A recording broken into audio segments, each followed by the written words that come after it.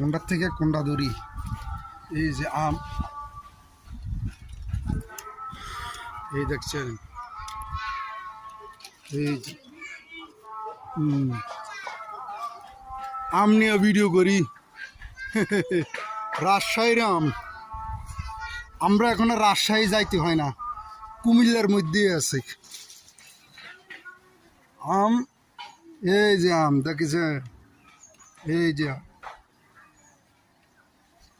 অনেক আম ধরেছে, বড় ছোট মিলিয়া। দেখছেন আমাদের গাছের আম, এই যে, এই যে আম পাকছে, আম পাকছে।